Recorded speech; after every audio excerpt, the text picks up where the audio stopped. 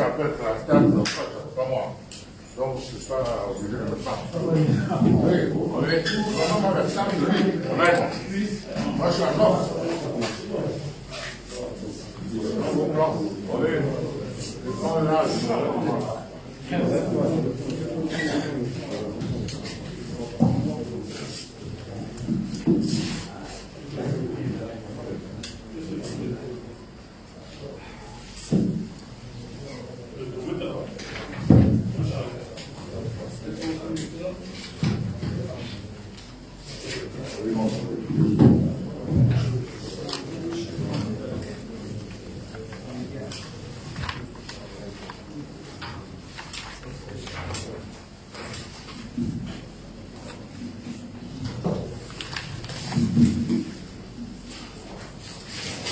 C'est bon, on a fait.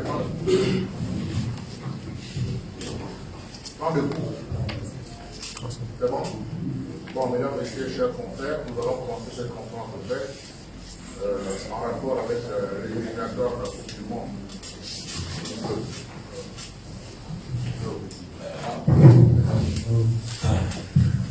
Mesdames, Messieurs, chers confrères et consoeurs, nous allons commencer cette conférence de presse en rapport avec les premières et deuxièmes journées des éliminatoires de la Coupe du Monde de football.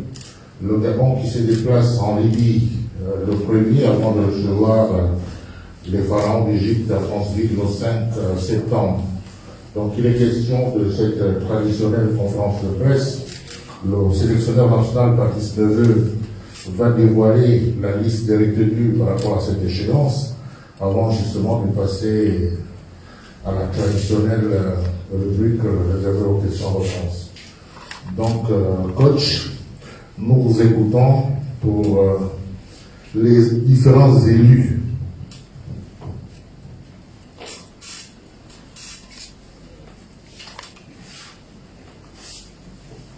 Bonjour à tous. Ça marche ?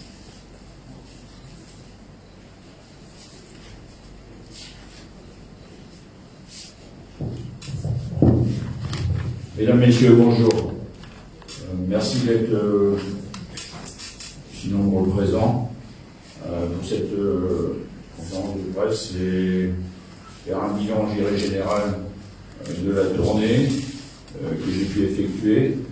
On pourra également, je dirais, de parler de l'avenir, tant au niveau des éliminatoires du mondial, tant au niveau de la préparation de la CAN, tant au niveau du tirage de la CAN. Donc il faut savoir que par rapport à la tournée que j'ai pu effectuer avec mon collègue Fabrice de Marcolino, c'était une longue tournée très trépidante. On est passé dans un maximum de clubs en Europe. On a voyagé en Turquie, en Belgique, vu un maximum de joueurs. Essayer aussi, le but de la tournée était de, comme vous savez, de renforcer la profondeur de banc. Il est important que j'arrive dans le temps, à doubler les postes, c'est-à-dire tant au niveau d'effectifs, augmenter certes la quantité, mais aussi mettre de la qualité. Ce qui fait qu'on est allé, on avait ciblé quelques jeunes joueurs qui avaient des profils intéressants. Donc ça a été, je dirais, le moment au cours de cette tournée de les rencontrer, de rencontrer les parents et de faire un point bien précis par rapport à leur situation. Il faut savoir que pour convaincre un joueur de jouer en sélection nationale du Gabon, on s'appuie sur le projet qui a été mis en place au départ par ma fédération lors de ma venue, et après il y a bien sûr un projet qui est soutenu ardemment, je dirais, par monsieur le chef de l'État et monsieur le ministre des Sports. Donc c'est autour de ces axes-là que j'ai pu rencontrer quelques nouveaux joueurs, certains qui m'ont donné leur accord pour faire beaucoup plus simple aussi, parce qu'on a eu des dossiers, certains, vous savez qu'on doit avoir les accords, c'est des binationaux, ce sont des joueurs binationaux, pour la plupart qui ont évolué en équipe de France de jeunes, moins de 16, moins de 17, moins de 19. Donc ça veut dire que pour pouvoir faire en sorte qu'ils soient officiellement qualifiés, il faut les documents de la Fédération française, puis l'accord de la FIFA. Et tout ça, ça se fait normalement avec une logique administrative. Donc tout est mis en place et tout est légalisé ou en train de se légaliser. Voilà. Donc comme vous le savez, on prépare, je le redis, la CAN, c'est éliminatoire, mais après il y a aussi dès la CAN 2022, il y a 2023 qui arrive, donc il faut qu'on soit prêt au niveau de l'effectif 2023 et après il y a 2025. Et que moi, en tout cas aujourd'hui en tant que sélectionneur, mon rôle c'est aussi de préparer l'avenir autour du projet ardemment soutenu par le chef de l'État, Bongo Ondimba. Donc je vais vous donner la liste là. Alors, ce que je souhaite aussi, bien sûr que vous avez libre cours d'écrire ce que vous souhaitez. Maintenant, moi je souhaiterais que cette conférence de presse quand même, depuis le début qu'on est ensemble, on travaille dans l'union.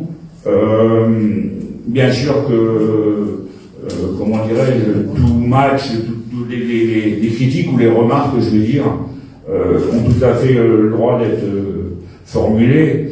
Moi, j'étais un petit peu surpris dernièrement. C'est vrai que j'avais déclaré que pour ces deux matchs-là, présentement, dans la mesure où votre championnat local va démarrer en octobre. Donc il est bien logique que pour des jeunes joueurs, déjà oui, il faut qu'ils aient le niveau pour jouer en équipe nationale. Il faut savoir que les compétitions dans lesquelles on joue, on est frotté à des joueurs qui jouent dans des grands clubs, que ce soit à Liverpool, l'Inter de Milan, ou tous ces gros clubs, quoi. Donc on ne peut pas non plus intégrer des jeunes pour dire j'intègre des jeunes. Par contre, ça a fait quelques gros titres en disant Neveu ne mettra pas de joueurs locaux. Donc ça, c'est à l'international, c'est pas très bien interprété. Et moi, je vous laisserai pas penser que, comment dirais-je, que je saurais me priver de bons joueurs locaux. C'est-à-dire que c'est la situation qui fait que aujourd'hui, malheureusement, oui, je pouvais pas mettre de joueurs locaux. Donc, par rapport en déroulé de ce que je vais vous faire formuler au niveau de ma liste, moi je ne souhaite pas qu'il y ait de mauvaises interprétations, qu'on soit bien clair. Parce que je peux vous donner, je vais vous parler avec vérité sur chaque joueur que j'ai sélectionné. Et puis j'ai deux listes en fait. J'ai une liste de joueurs totalement prêts et d'autres qui vont dans la semaine sans doute être confirmés, c'est-à-dire on attend l'accord de la FIFA, donc c'est parti pour les instances, donc logiquement ma tutelle, et je le conçois complètement, a souhaité qu'aujourd'hui je ne donne que ceux qui sont totalement légalisés, et puis pour les autres, la liste d'attente, eh bien, je vous ferai un commentaire sur chaque joueur, parce que je pense que ça nécessite obligatoirement un commentaire, parce que logiquement, la vérité, c'est moi qui la détiens par rapport à la situation de chaque joueur, et c'est le moment, là, à la conférence de presse, de vous en faire état. Donc présentement, sur la liste pour les matchs contre la Libye et l'Égypte, comme vous savez, j'aurai peu de temps aussi pour préparer l'équipe, parce que les instances, la CAF et la FIFA ont décidé de nous faire jouer le 1er septembre, qui n'arrange personne, mais encore une fois, on doit faire face à la situation, et on ira en Libye pour jouer ce match. Par rapport aussi à l'ensemble de ce qui fait, comment dirais-je, des mises en place qui sont faites depuis le début pour l'équipe nationale, force est de reconnaître que la qualification qui a été obtenue est l'œuvre de tous, bien évidemment, vous-même, ma fédération, le ministère, mais avant tout aussi celle du chef de l'État, Bongo Ondimba, car sans les avions affrétés, on s'en sortait pas contre les RD Congo. Aujourd'hui, sans l'avion affrété pour aller en Libye, on s'en sort pas, quoi. Parce que mes joueurs jouent le dimanche, le 30, on embarque, on fait juste la veille, comment dirais-je, un entraînement, et le premier on joue. Donc sur des vols réguliers, on ne passe pas, quoi. On peut pas jouer, quoi. Donc heureusement qu'on a ce fort soutien derrière nous qui permet à la nation, je dirais, de bien voyager. Donc encore, je ne saurais, je dirais, passer sur ce soutien inconditionnel qui vraiment nous aide beaucoup. Donc la liste des joueurs sélectionnés pour les matchs du 1er et du 5. Gardien, Amonome Jean-Noël, Afrique du Sud. Mfa Anthony, Luxembourg. Zé Donald, RD Congo. Paloun Lloyd, France. Wetcher Johan, France. Obiang Johan, France. Ekwalemanga Bruno, France. Oyono Anthony, France. Moussa Boukine, Inde. Milieu de terrain. Poku André, Turquie. Akwe Assoumou, France. Lemina Mario, France. Malinda Lévy, Malaisie. Kanga Gelor, Serbie. Ndwali Serge Marpinson, Croatie. Attaquant, Aubameyang Pierre-Emerick, Angleterre. Bouanga Denis, France. Messimezou Gaëtan, Bulgarie. Alvina Jim, France. Zengue Fad, Slovénie. Boupelza Aron, Turquie. Il m'a annoncé hier, entre autres, qu'il partait dans la semaine pour signer au Qatar. Sur la liste de joueurs d'attente, sur laquelle je vais travailler cette semaine, afin que toute la presse soit informée, au fur et à mesure des modifications qui pourront arriver pour compléter la liste, j'en informerai bien sûr M. Pablo, qui chargera de vous renvoyer l'information à tous, afin que tout le monde ait la même information. Donc, je cite, Enemé Ulrich, qui joue en Angleterre à Brighton. Sambissa David, ce sont des nouveaux joueurs. Kambur Hollande, première division. Toun Alogo, Bouengui, Gabon. Ochanga Anegaloui, Fès au Maroc. Il a signé à Fès au Maroc, il vient juste de reprendre l'entraînement. Obissa Sydney a repris l'entraînement avec Ajaccio après avoir beaucoup voyagé sans trouver de club. Ndong Didier est toujours à Dijon, n'a toujours pas signé. J'attends. Nguema Jules Chris vient juste de reprendre en Israël. Et Meillé Axel, qui a danger au Maroc, reprendre l'entraînement. Et au final, Meili Kevin, qui doit normalement finaliser cette semaine, mais tant que c'est pas rien ne peut se faire. Bon, par rapport aux commentaires que moi je peux faire, c'est pas, comment dirais-je, je m'inscris dans la même logique que depuis mes débuts, à savoir, peut prétendre à la sélection les joueurs qui sont en club et que je juge moi, en état de forme pour porter le maillot et emmener l'équipe vers la victoire. Ce sont, encore une fois, mes choix personnels, mûrement réfléchis, qui m'amènent à vous donner cette liste de 30 joueurs. Voilà. Rajouter aussi que dans ma tournée, pour finir, je serai à vous pour vos questions, je me suis aperçu que le Gabon, à l'étranger, il y avait beaucoup de joueurs binationaux, d'accord, des jeunes joueurs. J'ai une liste là à suivre, des joueurs que je vais suivre, d'une dizaine de joueurs qui sont dans les grands clubs, Paris, Bordeaux, etc. Donc ça veut dire que l'avenir est aussi là. Vous avez vu aussi qu'on a des jeunes joueurs locaux, j'ai bien vu, qui sont partis aussi pour jouer dans les clubs de première division. Bien évidemment que je les suis de près. Je les ai pas pris là parce que il faut du temps, ils sortent du pays, il faut du temps qu'ils se mettent en jambes et qu'ils atteignent, je dirais, le niveau international.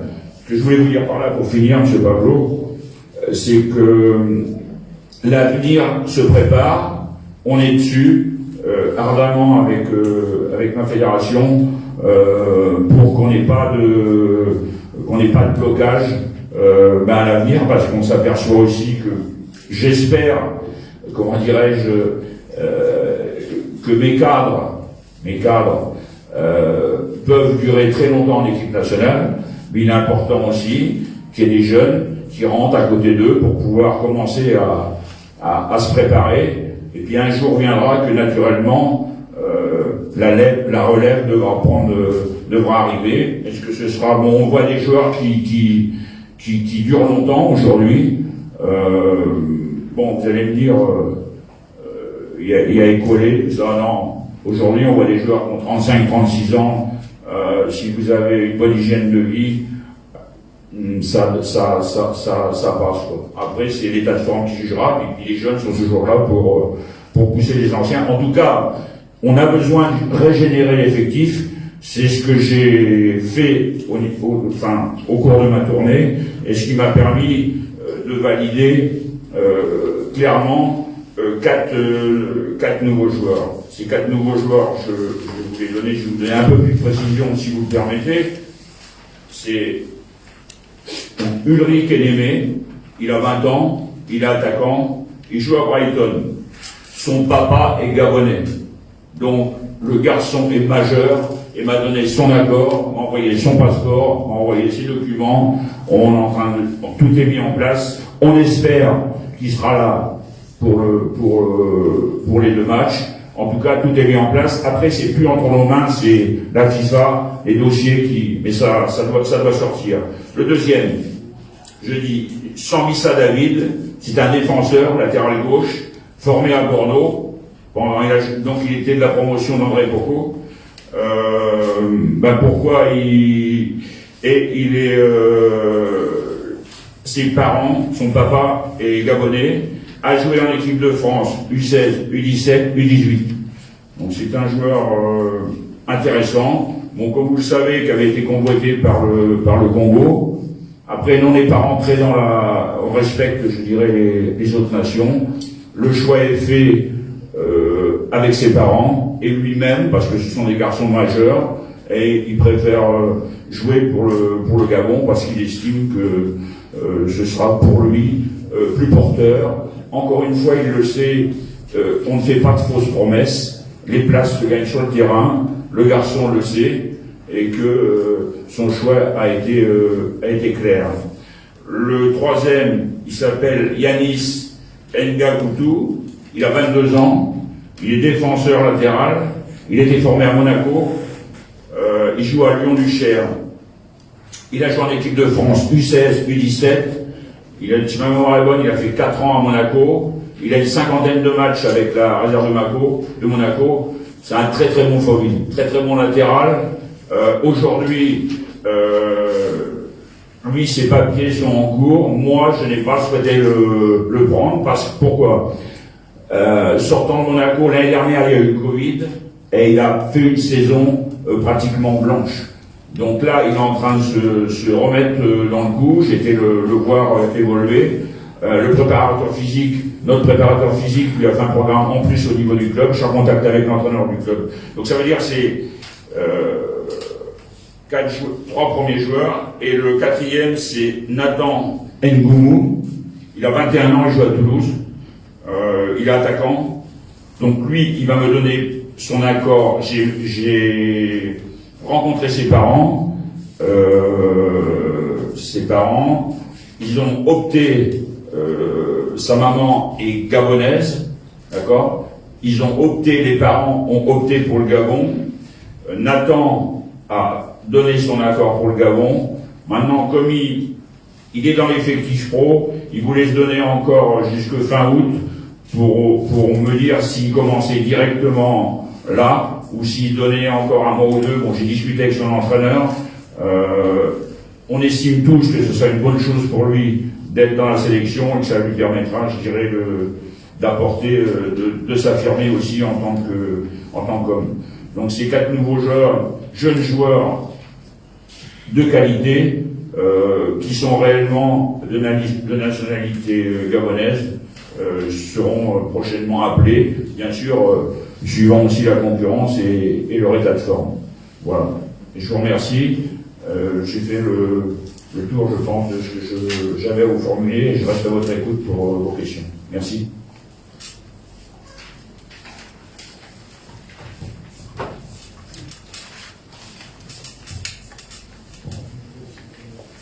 Oui, comme d'habitude, on va passer aux questions-réponses. Définissez votre identité, vous me dire auquel vous appartenez et poser vos questions.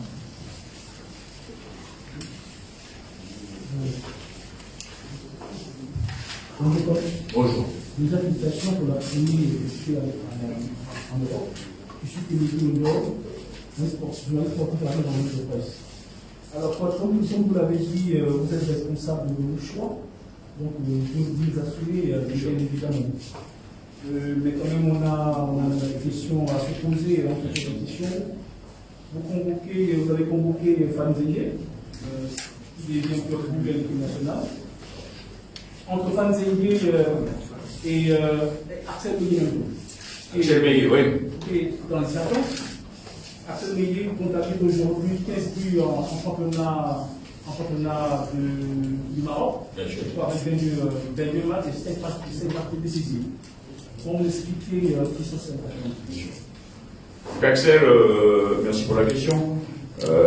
Axel, je l'ai eu lorsqu'il a terminé le championnat avec l'équipe de Tanger au Maroc. Il était prévu qu'il reprenne l'entraînement le 10 août. Moi j'ai attendu. Et là, bien sûr, avant de faire ma liste, comme d'habitude, puisqu'il était dans les sélectionnables, je l'ai appelé la semaine dernière. Il était encore ici au pays, parce que dans son club, ils ont changé d'entraîneur et l'entraînement a été repoussé. Donc pour moi, Axel, un joueur qui n'a pas joué pendant 3 semaines, même si il peut s'entretenir individuellement, c'est pas l'idéal du tout pour être compétitif. Alors je lui dis, c'est pas, il me dit, je vais payer une décision qui est pas de ma faute. Ça c'est sa réaction, mais moi je peux prendre une décision pour avoir des joueurs compétitifs et que j'estime qu'aujourd'hui, Axel, bien sûr, dans les joueurs qui sont potentiellement sélectionnables, mais je peux pas prendre un joueur qui a passé, qui a une coupure aussi longue, quoi. Voilà, quoi.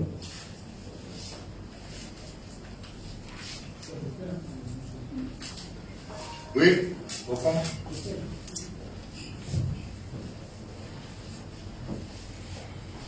Bonjour. Bonjour. Hervé Loma, Club Sport Plus. Coach,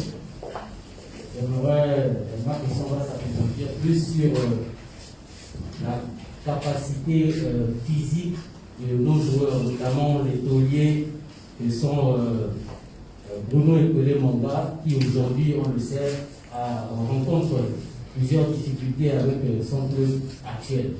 Aujourd'hui, il figure dans la liste.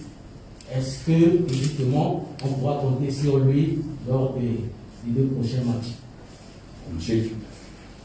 Par rapport à Bruno, je suis allé sur Dijon pour le rencontrer. J'ai vu son premier match. Après, comme vous savez, à l'intérieur des clubs, ça bouge beaucoup. Après la situation difficile du Covid et qui perdure un peu, économiquement, c'est très compliqué pour les clubs.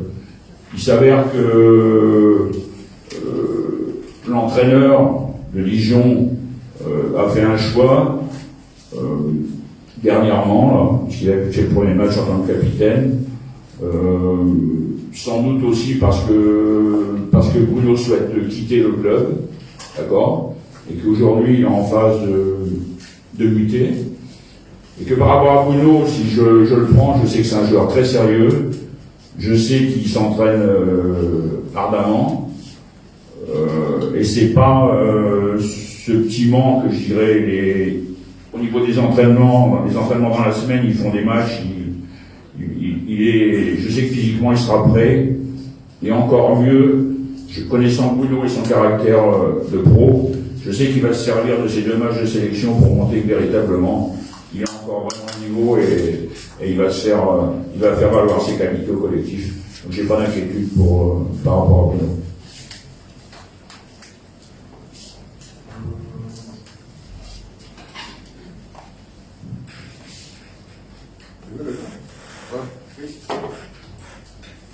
Bonjour coach. Bonjour. Ma question concerne d'abord Savani, qui est souvent il est fait parmi les jeunes que vous avez contactés en Europe. Si j'ai bonne mémoire, ce garçon avait déjà évolué avec le Diable Rouge du Congo en amical contre le Niger. Oui. Est-ce que ça ne va pas poser problème? Parce qu'en équipe nationale, on évolue avec un passeport. C'est une bonne question, merci beaucoup, ça va éclairer tout le monde. Sambisa, j'étais en contact avec lui. Les Congolais ont beaucoup forcé pour l'avoir. Il a été faire un match amical avec eux qui ne l'engageait à rien, parce que c'est pas un match officiel. Donc, je pense qu'il n'a pas de passeport congolais. Et comme c'est un match non officiel, il pouvait librement jouer avec son passeport français.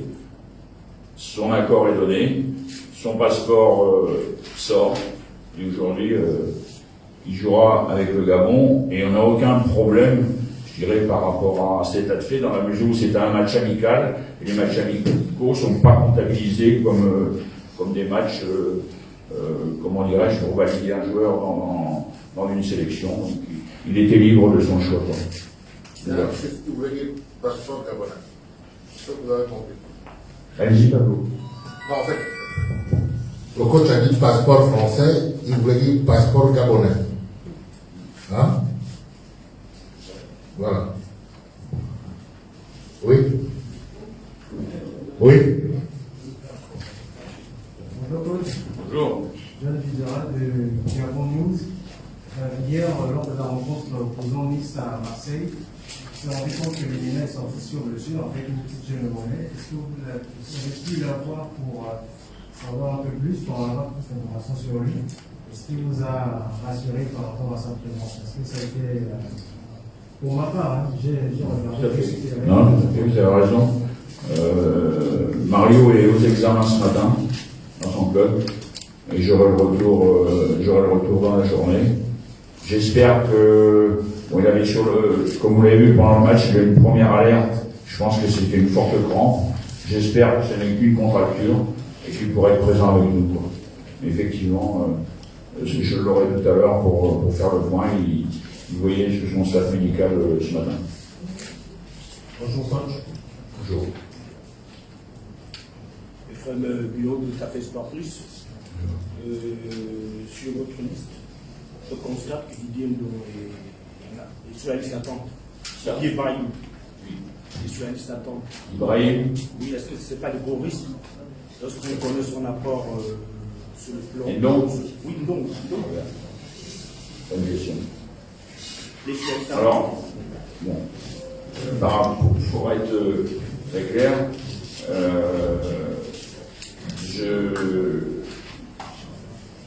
comment dirais-je, les rapports que j'ai avec mes joueurs sont des rapports très professionnels. Je respecte beaucoup mes joueurs et je sais que c'est vice-versa. Par contre, dans des situations, je vais garder, je dirais, toute ma lucidité et faire des choix, je dirais, pertinents. On sait au combien Didier est attaché à l'équipe nationale. On sait au combien il nous a fait des bons matchs. Il faut savoir que Didier, ses derniers matchs, il a joué le 25 matchs au Calais des Congo. Depuis, il n'a plus joué en match. D'accord? J'espère que cette semaine, il validera un futur contrat. Pour l'instant, aujourd'hui, au moment où je vous parle, il est toujours à Dijon. J'ai eu le club de Dijon hier, donc il est toujours là-bas. Il n'y a rien de signé. J'ai eu son manager, m'a confirmé. Donc je peux pas, comment dirais-je, un joueur qui est resté pendant aussi longtemps, malheureusement, pas de sa faute, hein, c'est une situation qu'il a essayé de gérer comme il peut, le garçon, parce qu'encore une fois, comme vous l'avez vu, il est sous contrat avec Dijon. Dijon demandait une somme importante pour le libérer. Et puis après, le marché fait que ça se fait pas, on fait beaucoup de promesses aux joueurs, le joueur attend, le joueur y croit, et puis à la fin, il s'aperçoit que, voilà. Donc, j'espère qu'il va vite revenir dans le coup, j'espère qu'il va vite surtout signer dans un club, et qu'il va vite rejouer, quoi. Mais aujourd'hui, je peux pas me permettre de valider dans la mesure où il n'a pas de club, quoi. Il n'a pas de club, donc c'est comme ça. Et je sais aussi que, avec tout le respect que j'ai pour les grands joueurs ou les joueurs, on ne fait pas une équipe avec des joueurs uniquement avec des noms. Il faut être compétitif, quoi. C'est la compétition qui est le juge, quoi. Oui.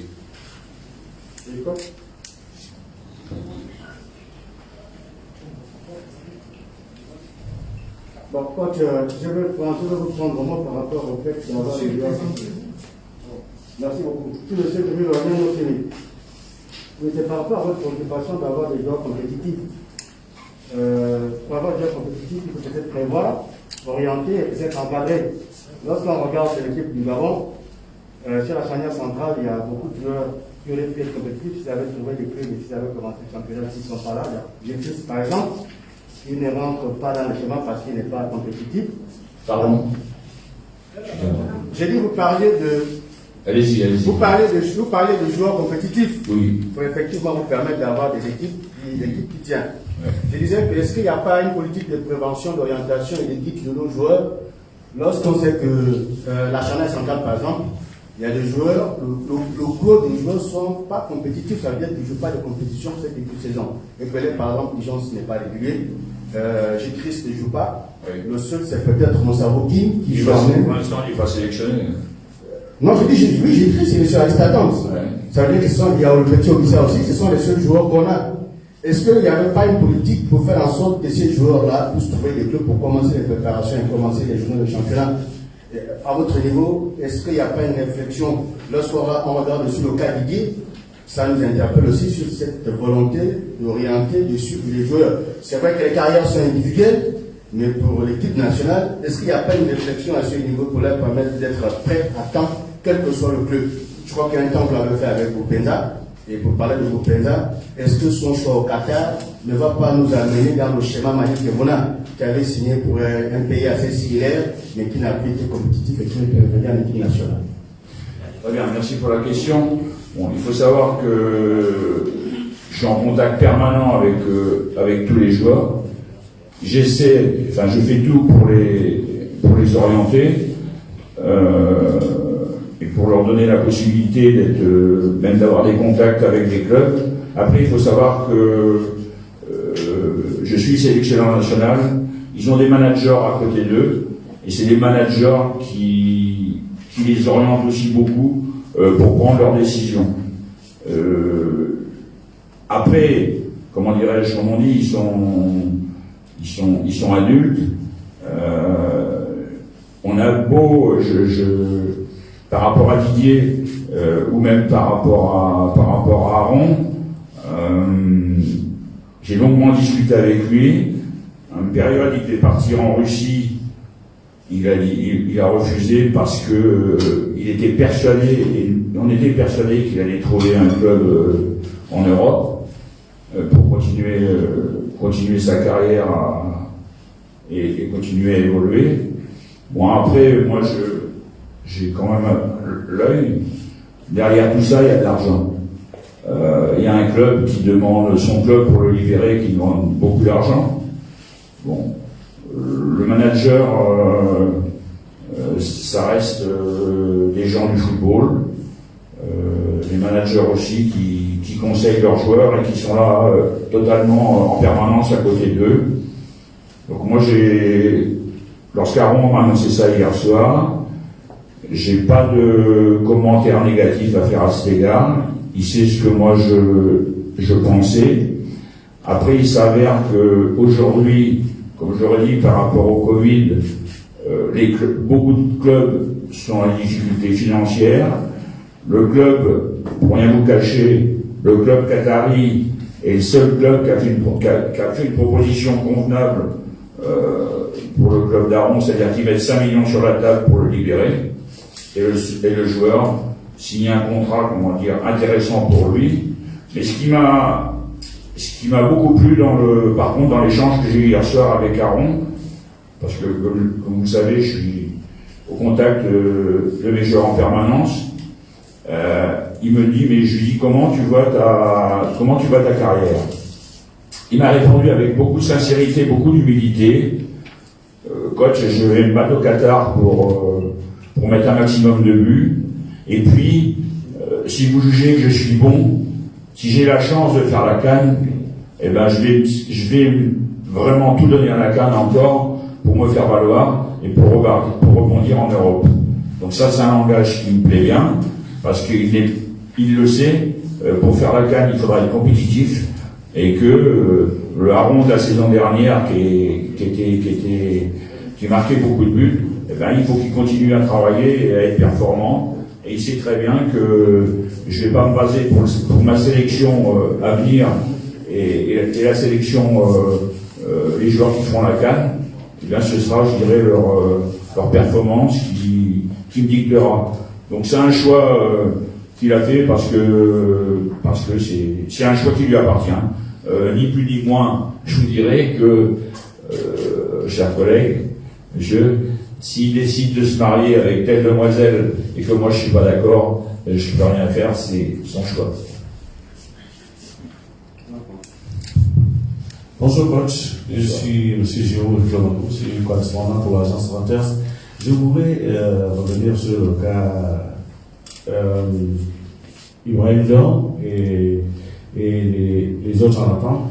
De votre expérience, coach, je voudrais savoir, il faut quel laps de temps pour un joueur pour revenir au moins à 60% pour être compétitif lors des matchs?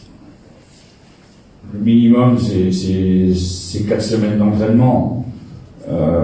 Maintenant, moi je suis face à vous et puis je vais aussi vous tenir un langage de vérité, c'est 4 semaines. Bon, le gars il peut s'entraîner seul, mais ça remplace pas l'entraînement en club et ça remplace pas la compétition.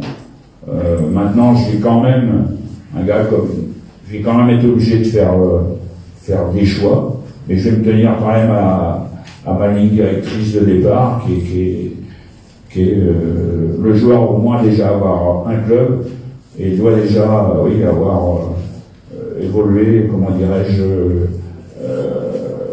sur les matchs officiels. Maintenant, je vais réfléchir encore, parce qu'il en va aussi de l'intérêt de l'équipe, et je vais réfléchir encore dans la semaine pour voir comment, selon les données que je vais avoir, les joueurs qui vont être qualifiés et l'évolution, comment je peux préparer mon collectif pour être performant en Libye et contre l'Égypte. Mais c'est normalement, ce minimum, c'est 4 semaines. Bonjour coach, merci. Roger Fronda de Score 241.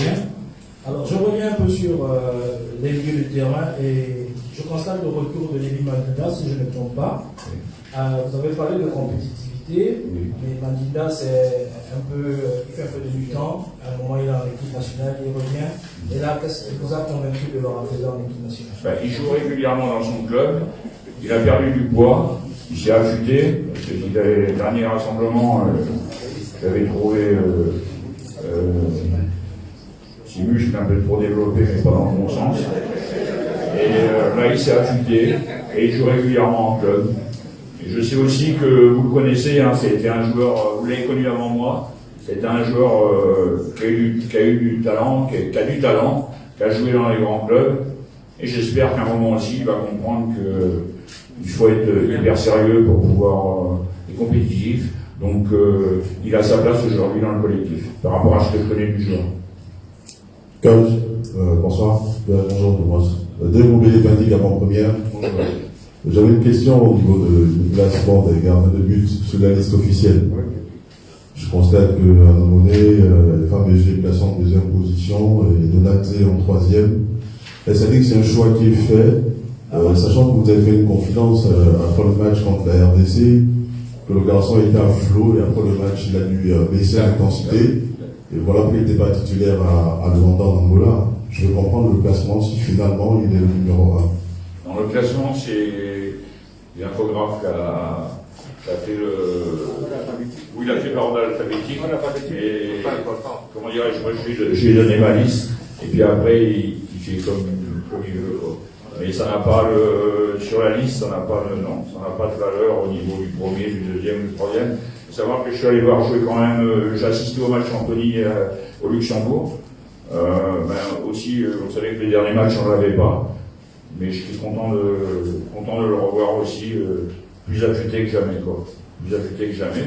Donc il y a une bonne concurrence qui s'installe au niveau des gardiens. Et puis j'espère qu'il y en aura d'autres qui viendront derrière. On appelle aussi les attaquants, c'est les ennemis qui est deuxième. Non, vous comprenez moi. C'est une bonne question. Chaque question a sa. La hiérarchie. C'est bien. Alors, coach, je reviens immédiatement à AGP.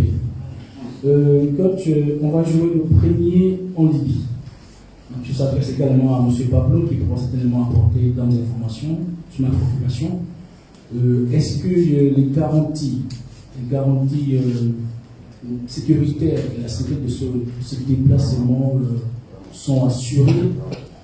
Est-ce que le Gabon, notamment l'Afrique principalement, a songé à délocaliser ce match, par exemple, pour la Tunisie? Il faut savoir qu'aujourd'hui, les autorités de chaque pays se positionnent. La FIFA prend des décisions après avoir envoyé ses gens sur place pour voir si la sécurité est là. Les ambassadeurs communiquent entre eux. Les États communiquent entre eux aussi. Bon. Ils ont décidé, je dirais, la Tunisie avait joué dernièrement à Benghazi. Moi, pour ma part, je sais qu'on y va en toute sécurité. Je fais confiance, je dirais, à tout ce qui entoure le monde. C'est-à-dire que malheureusement, ce pays a souffert une période. Bon, il faut bien que ça reprenne. Moi, j'étais allé jouer il y a 4 ans avec la Mauritanie là-bas. Bon, c'était le premier match de reprise. Donc, on doit avoir aucune appréhension. Je dirais que la sécurité sera là. Et puis, au contraire, je dirais aussi, le football doit servir aussi pour montrer qu'un pays se repart sur de bonnes voies. Donc, c'est aussi une bonne chose. Enfin, je suis content pour les Libyens, que le football puisse reprendre. Et que, ben voilà, j'ai pas de soucis non par rapport à la sécurité. Je sais que ça, tout est mis en place et tout est prévu et que on peut pas avoir de soucis là-bas, pas plus que Nice hier. Je pense que la FEGAFOOT n'a pas la main sur le match Libye-Gabon. La FEGAFOOT a la main sur le match Gabon-Égypte. Donc, c'est la Confédération africaine de football a estimé qu'on pourrait jouer une Ghazi, elle a toutes les garanties nécessaires à la sécurité, je pense. Après, ce qui est sûr aussi, parce que vous savez, on a entre nous, on s'exprime. Je parlais du match Nice-Marseille hier, on avait parlé de notre match en Colombie. Rappelez-vous que si on ne s'était pas présenté sur le match, on prenait 3-0. Quoi. Et là, quoi qu'il puisse passer pendant le match, et quels commentaires, on peut faire tous les commentaires. L'arbitre, quand il est sur le terrain et qu'il met son coup de sifflet, si l'équipe n'est pas présente, c'est 3-0. Donc, voilà. Quoi. Donc, nous, on va se déplacer et on va occulter, je dirais, la sécurité, mais c'est aussi une question du moment, donc il n'y a pas de problème. Coach, oui. Voilà, je suis ce mélange pour vous de Télé Africa. Je voudrais que l'on parle un peu de cette double confrontation, de ces deux matchs prochains que les Panthères vont disputer le 1er et le 5 septembre prochain. Déjà, deux rencontres très importantes, évidemment, qualification souhaitée par tout le peuple gabonais, dont son président de la République. Dans quelles conditions psychologiques sont vos garçons et vous-même, sachant que lors du match, le dernier des éliminatoires de la CAN 2021, en Angola, on a bien vu que le problème de profondeur de banc s'était posé avec acuité. Dans quelles conditions psychologiques êtes-vous au moment d'affronter la Libye et l'Égypte? Lors de la tournée, j'ai rencontré mes cadres qui sont dans une très bonne disposition, qui ont aussi ce souhait d'être présent, je dirais, au mondial. Pour ça, il faut aussi qu'on y aille match par match, avec les difficultés du moment, et comme vous le savez là, la profondeur de banc est en train de se mettre en place. Maintenant, avant qu'elle se finalise totalement, eh ben, il faut qu'on arrive à passer, je dirais, ces deux matchs. Mais bon, le petit souci par rapport au match de la Libye et le match de l'Égypte, c'est que, et bon, c'est une réalité, on a peu de temps pour se préparer, et là, c'est l'aspect psychologique qui va beaucoup jouer, quoi. Parce que c'est comme ça, quoi. On nous a imposé cette date du 1er, on la prend, et puis on va faire avec, et on doit tout faire pour ramener un résultat positif, tout en sachant que, quand même, soyons, comment dirais-je, ne nous focalisons pas sur leur dernier match contre la Tunisie, où ils ont perdu 5-2. Moi, je regardais le match cette nuit. La Libye menait 1-0. Ça a été 1-1, 2-1. Donc, c'est une équipe qui a craqué sur la fin, à prendre au sérieux. Après, on a le potentiel pour bien faire là-bas. Maintenant, il faut que mentalement, je suis d'accord avec vous, à l'extérieur, il faut qu'on soit beaucoup plus costaud, quoi. Beaucoup plus costaud. Coach, oui. Je reviens, fin du niveau de Café Sportus. Je vais aborder dans le sens de mon confrère avec les Lomba qui parle du cas sécuritaire. Sachant qu'il y a plusieurs internationaux gabonais qui n'aiment jamais voyager en zone de guerre. Est-ce que le groupe choisi a garanti qu'ils seront du déplacement de Benghazi? Est-ce que c'est un groupe commando? Voilà. Je ne suis pas bien saisi, je m'excuse. Je disais tantôt, plusieurs de vos joueurs n'aiment pas faire des déplacements en zone de guerre. Par expérience et par le vécu. Est-ce que vos joueurs vous ont certifié qu'ils seront à Benghazi avec vous? C'est, comment dirais-je, on représente le Gabon.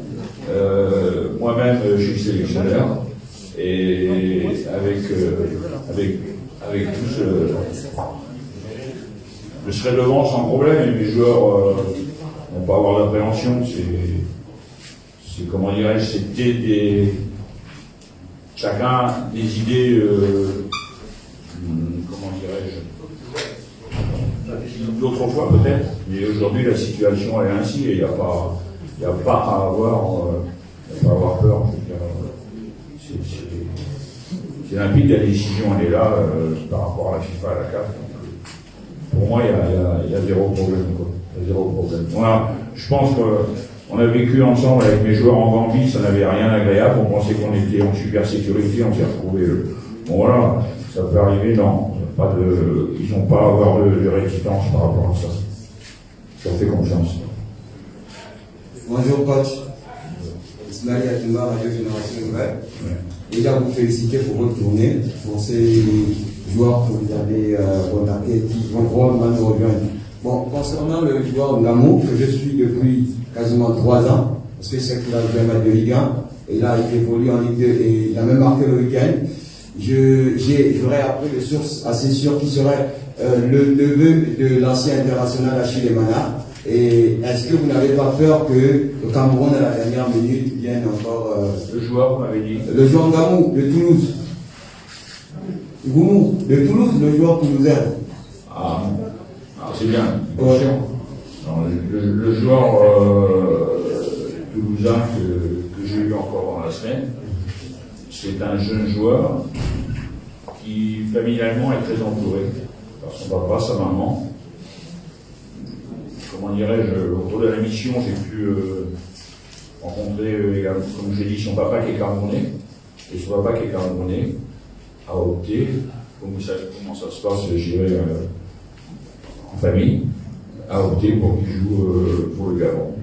Donc j'ai pas de souci, non, ça se met en route et j'ai pas de souci de ce côté-là. Je fais confiance à Nathan et il faut savoir que son papy aussi, j'ai eu au téléphone. Son papy est très très fier, un petit Gabonais qui habite ici, qui a travaillé pour l'administration gabonaise et derrière nous aussi. J'ai une autre question concernant les attaquants. C'est un attaquant que je suis aussi depuis quelque temps, Yann Messi-Lezou. Quand on sait que ce n'est pas un attaquant prolifique en club, aujourd'hui, le championnat a débuté, il n'a même pas marqué un but. L'année dernière, il n'a pas dépassé les 10 buts. Et bien avant, je le suis depuis. Qu'est-ce qui vous a poussé à le convoquer, sachant que ce n'est pas un attaquant prolifique? Aujourd'hui, il est en Bulgarie, il joue vraiment numéro 9. J'ai revisionné ses derniers matchs, il joue régulièrement. Et j'ai préféré prendre Gaëtan plutôt que d'opter pour c'était Gaëtan ou Axel, et comme Axel n'a pas l'entraînement, c'est Gaëtan qui joue la compétition, c'est toujours celui qui est, voilà. Et puis lorsqu'il est venu avec nous sur le match en Angola, bon, c'était une équipe quelque peu incomplète. Mais ça va me donner l'occasion encore de pouvoir. Il a des atouts pour faire quelque chose avec nous. Je veux dire, la non-présence d'Axel m'incite à le prendre parce qu'il joue régulièrement, il a fait début de saison, il a entraîné physiquement, j'y viens, il est prêt, quoi. Et tu peux pas, aujourd'hui, la haute compétition, te présenter sur un terrain sans être prêt physiquement. C'est pas uniquement les qualités techniques qui vont faire la différence. Aujourd'hui, le physique a son importance. Et avec grande modestie, je dirais, même si on est loin, vous avez vu, pour exemple, je dis bien, Léo Messi qui a signé au Paris Saint-Germain, il refait une phase de préparation, comme je disais aux collègues, de 3-4 semaines afin d'être prêt, parce que même si c'est Messi, eh ben, il joue pas de suite au PSG, quoi.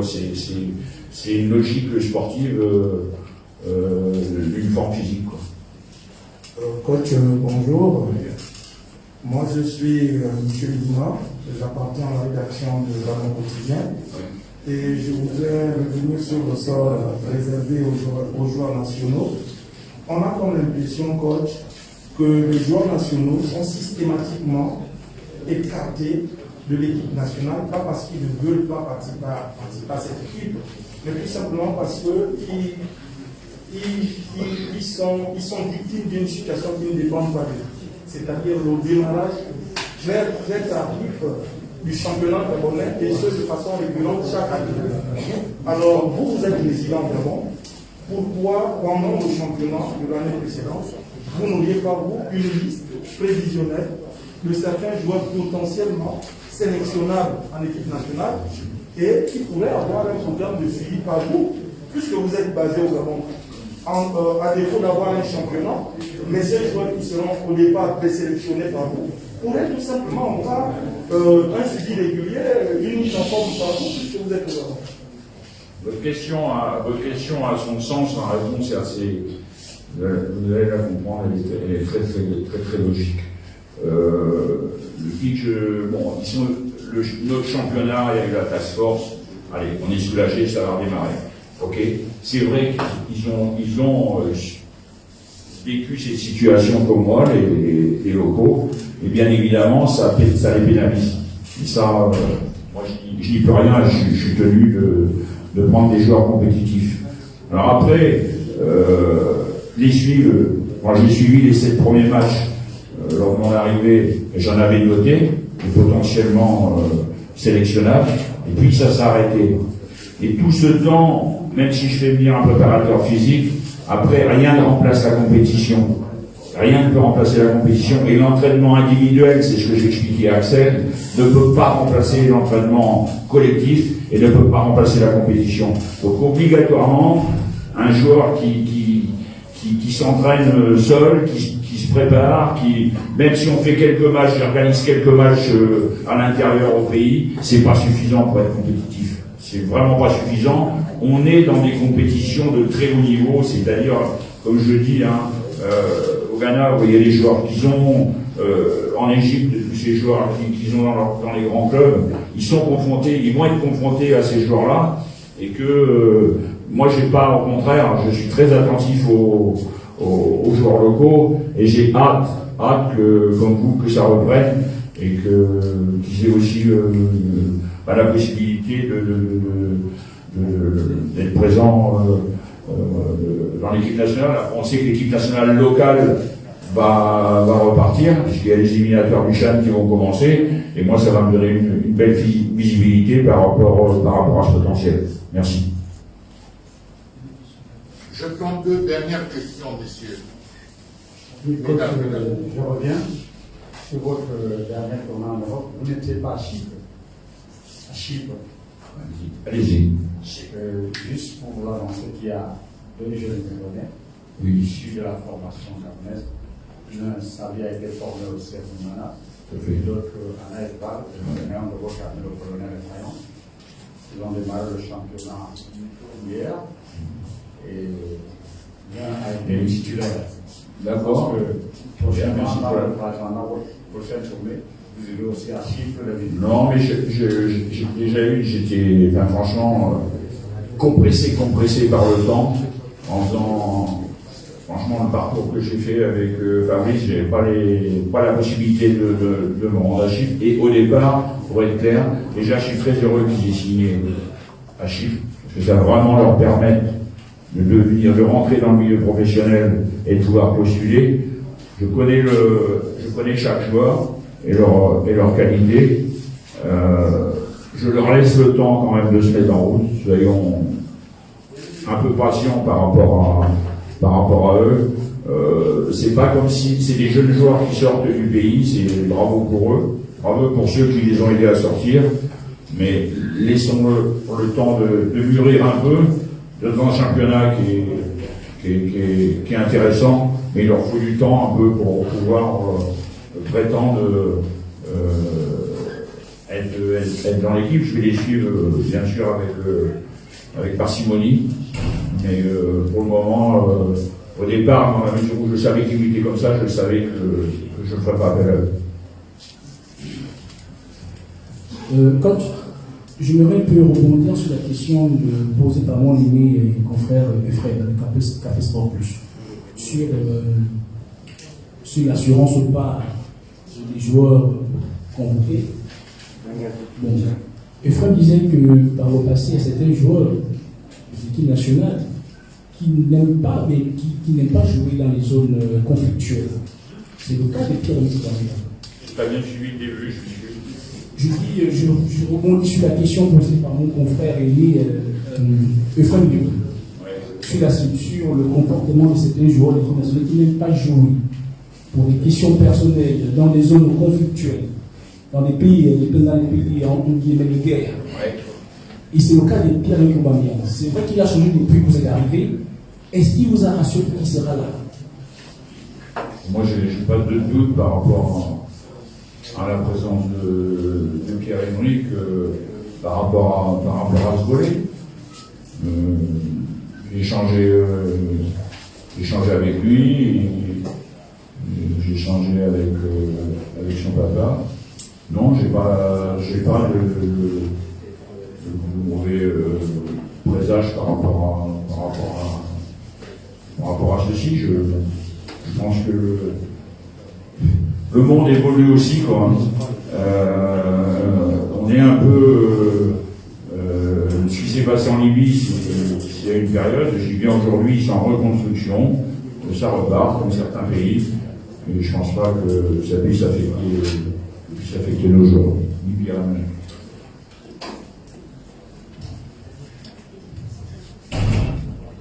Voilà. Je dois vraiment vous dire quand même que là, dernièrement, Pierre-Emerick n'a pas pu évoluer parce a eu le Covid. Mais ça va beaucoup mieux. Ça va beaucoup mieux. Pardon? Oui, mais il revient.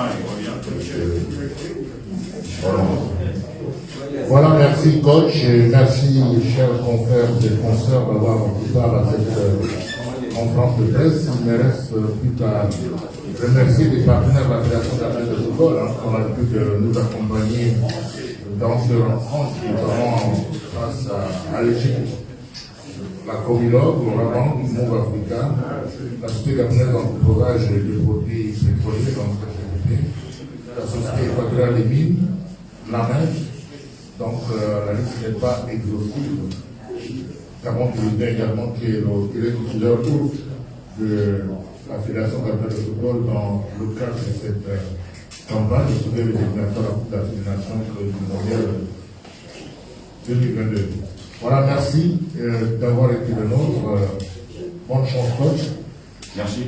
Voilà, merci à tous. Je veux aussi, s'il vous plaît, que un dernier message, bien sûr, les choix du moment sont les choix du moment, mais je compte sur tous mes joueurs. Chacun a des situations à gérer, mais personne, bien évidemment, n'est écarté, personne n'est négligé. Toutes les décisions sont prises dans l'intérêt de la nation. Voilà, merci. Donc, merci à tous. On appelle le regroupement coach, la date de regroupement. Le regroupement, comment dirais-je, les joueurs jouent le dimanche 1er septembre. Ouais, donc on part directement heureusement qu'on a un avion à prêter. On part directement lundi de Paris. L'avion va faire la Turquie et Paris pour prendre tous les joueurs. On arrive le 31 à Benghazi. On s'entraîne, on fait la reconnaissance de terrain et le lendemain on joue.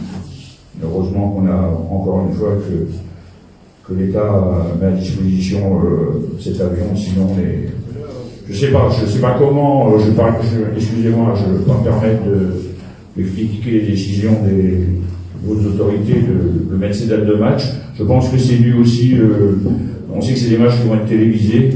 Bon, derrière, il y a le marketing, il y a tout ça, mais c'est vrai que pour nous, le Sénégal avait fait la demande, on pensait que ça allait être accepté pour jouer le 2, ça a été refusé, et c'est vrai que ça met beaucoup de...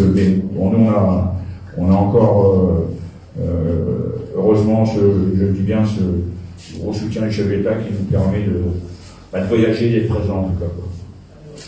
Voilà, merci. Bonne journée.